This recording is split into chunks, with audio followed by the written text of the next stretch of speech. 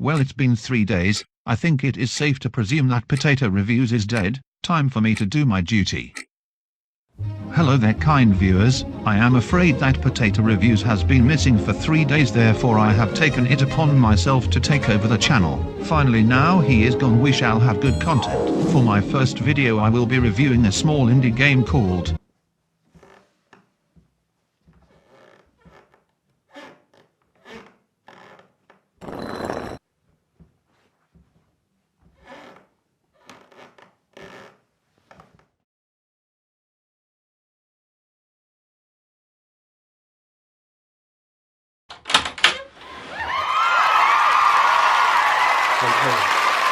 Mr. PotatoReviews. Where have you been? What happened? Oh, Potato.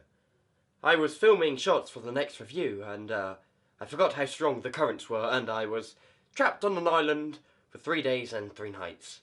That sounds quite dangerous. Are you okay? Oh, no, I'm fine.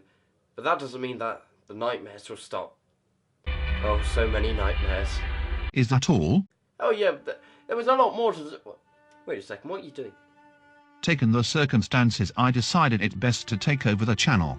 I told you, when I'm gone, look after the channel, not take over it. What, you think I'm gone for 3 days so you could just take over the channel?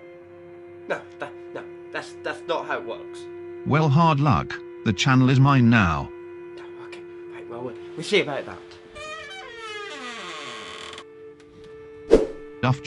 Giant fish guy, this goes against my rights as a potato. So with that done, I suppose we better get into the review.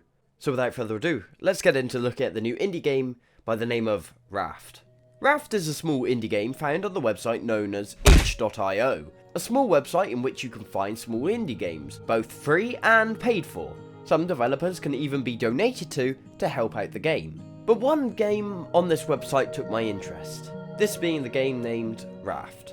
Now Raft gained popularity on what else? YouTube, with lots of large gameplay channels creating funny moment videos and let's plays of the game. Immediately, I was interested. It looked new, it looked original, it looked fairly fun. So without further ado, I downloaded the game and I began to play. And there I was, on the title screen.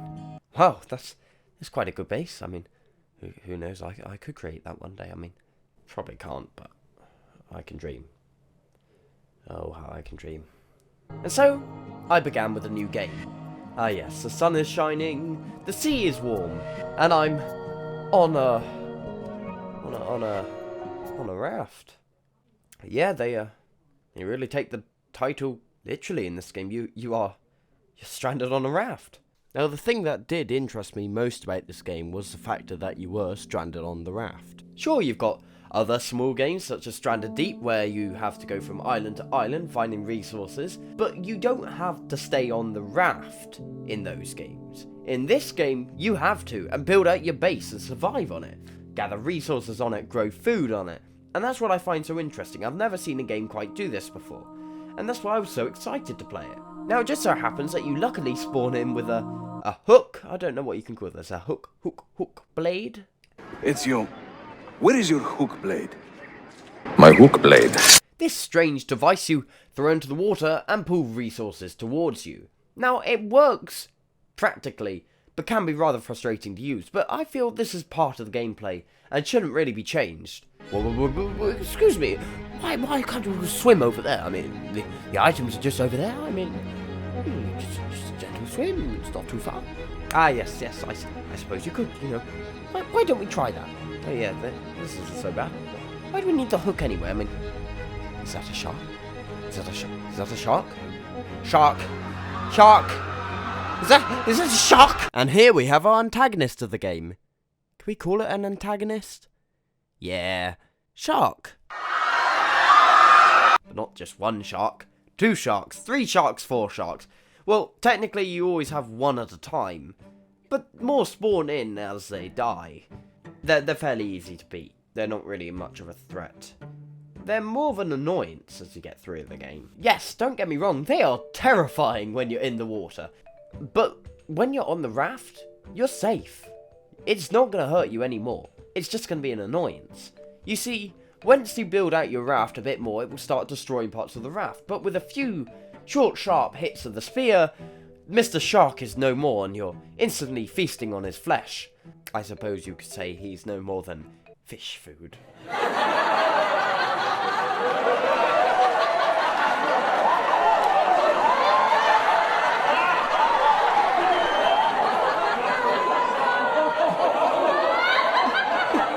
Now, surprisingly, there's actually quite a few building tools in such a small game for the moment. I mean, this is just the alpha, and already you can build things such as rafts, walls, windows, fishing areas, fishing rods, hammers, spears, chests, and even palm trees. Well, I mean, you can grow the palm tree. I mean, making a palm tree is impossible. You know what I mean? Now, this is where the main interest for most people come in, and I can see why, because that is designing the base. Or the raft, or whatever you call it. I really couldn't care less. You can build many more levels, expand out, and keep on building it bigger and bigger. There is no limit to this game. Although once you have built the basics, you've really covered it all. You build a few layers, add in a few palm trees, and you've built the base. The title screen base is a good example of what you will achieve before it starts to get a bit repetitive. But for the first 2 hours of playing, it's a new experience and it's fun.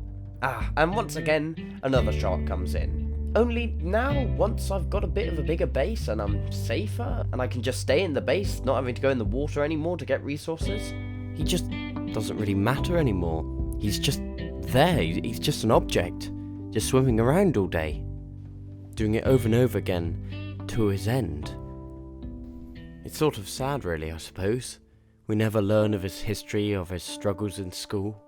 How he overcame this and came out top graduate at the University of Sharks, his romances and tragedies of the past, how he lost some of those dearest to him. This guy, Flash Thompson, he probably deserved what happened. But just because you can beat him up, doesn't give you the right to.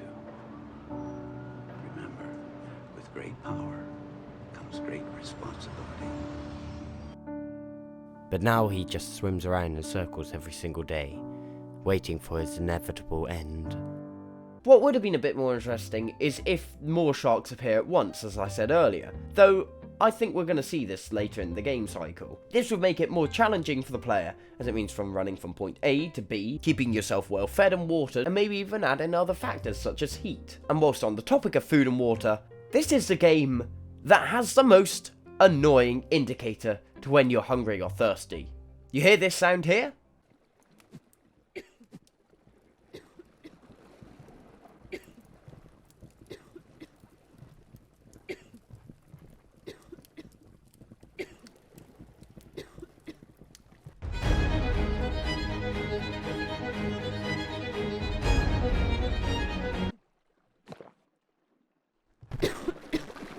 Right, you better get used to it, because whenever you get hungry or thirsty, this is all you're gonna hear. Time and time again. And it won't stop until you're not hungry or thirsty anymore. You've got to fix your problem first before the sound stops. And that's what you're going to be doing a lot in this game. Making sure you have enough food and water over and over again. Similar to the rest of the game, we have to do things again and again and again. And this is my main problem with the game. After you've covered the first 2 hours, it gets very repetitive of you doing the exact same things. Drink water, eat food, collect resources, fight off shark, build a bit. Eat food, drink water, collect some resources, fight off a shark, go back to building. Eat food, drink water, fight off a shark, collect your resources, fight off a shark, go back to building. Collect your resources by fighting off the shark, then fight off the shark, proceeding to hit it with your resources, and continue building on with the shark, moving on to drinking your water. Fight the shark with the water, proceed to build your base with the resources, and then give up. Yeah, that sounds about right. It's definitely clear that a lot more is going to be added to this game, and for good reason. Number one, this is an indie game. Though my main fear is the same thing will happen as it did in this alpha. You're going to do all the new things, but then immediately it just becomes repetitive again. You're fighting off sharks and collecting food, going back to building your base, the same exact time again and again. Now what I feel the game desperately needs is more survival elements, and make it feel more of a survival game than a sandbox game. Because after the first 2 hours of surviving, and your raft gets big enough, it becomes a sandbox game. Now granted, lots of people have given the game applause for this. I personally think it should stick with the survival aspect. I think keeping with this adds a certain challenge to the game, and once you take it away and make it into a sandbox game, it doesn't quite feel as challenging. Instead, you're just building your base and trying to make it the best one. Now, the game also features animations. I was pleasantly surprised to see this when I got the game. I wasn't expecting this to be in the game. I thought it was just going to be point, click, and simple like that, just very cheap.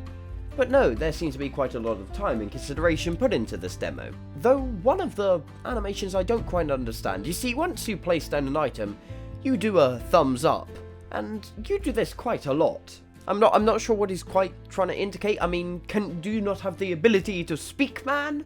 Do you have to speak through sign language? I mean, is he trying to communicate with us with just a simple thumbs up? Is he trying to warn us that this is really just his fate? He's trying to communicate that he's actually trapped in this world, that he can't actually escape here, that this is a dark and deluding matter, and that you should stop playing now, or else you will face the same fate in which this poor man faced himself. Or he could just be telling you that the item's been placed. In fact, no, I think I should be starting to do this in real life. You know, the simplest of actions, I should be giving myself a thumbs up, you know, telling myself, well done me. In fact, yeah, that's what I'm going to do. The power that we are dealing with here.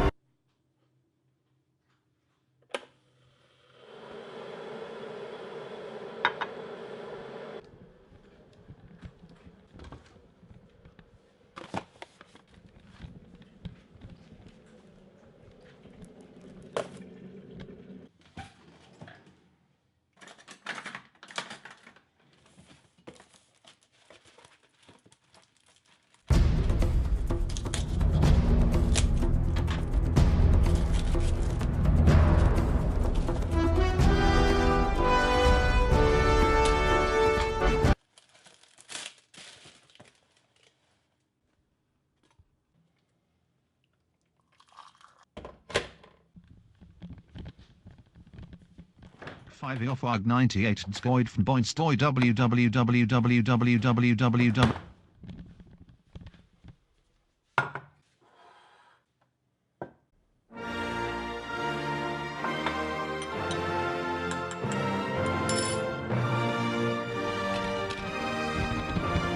Also, just saying, Americans, that's how you make real tea. That's real tea. Don't break the system.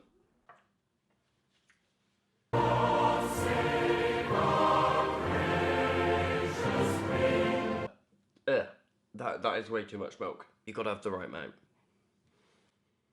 I was also very impressed with the art style. I like the sort of cartoon style to them. It's not going too realistic, and yet it's not going too cartoony. It's just there, just at the right moment, the right place. Now, I really do see the potential in this game. Other survival games that come out like this are usually early access and require you to pay quite the pricey amount to play them. Not pointing at anybody in particular, but this game is free. I don't know how much to emphasize it. There's the option to donate if you feel that the developer deserves some money to go towards the game and help with the game improving it and adding new features. I really have got to give props to the developer for doing this with an early access game, and of a game even at this size being free. It's a rare thing to see in this time and day of gaming. So thank you, developer, you've made my day. Now just another 673 ways the day could possibly go wrong. As for glitches, there's just a teeny tiny amount of them, you know, just sharks coming through walls and bits of objects floating underneath the raft, but in all honesty, not too bad. I was expecting a lot more when I first got the game, and I'm pretty impressed at how little there actually are. And in conclusion, Raft is a very unique game. I really enjoy Raft for what it is. It adds in a new idea into gaming which has been tested in the past, but never been conveyed like this game. I really like the building mechanics, and there is a certain variety to them, although I look forward to future things being added in. There's other aspects I would also like to see added, such as weather, and possibly even storms. And so, with my finished base, I give this game, currently as it stands, a 6.9 out of 10. I really do look forward to the future of this game. I think there's going to be some great things added in, and who knows, the game could be even better when it's completed. In fact, I think it will most definitely be something to keep an eye on. With apparently new things on the way and new aspects, I very much look forward to what the game will look like finished. And so, that is my review of Raft. Finally, that's done. May as well just finish up on this world, actually.